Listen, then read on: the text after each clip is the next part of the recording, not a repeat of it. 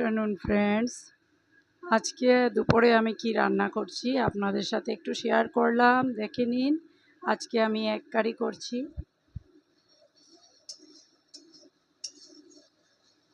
তাহলে আমার মশলা থেকে তেল ছেড়ে দিয়েছে। মশলাতে আমি দিয়েছি ginger, garlic, onion, tomato, turmeric powder, red chilli powder আর সল্ট, বাস।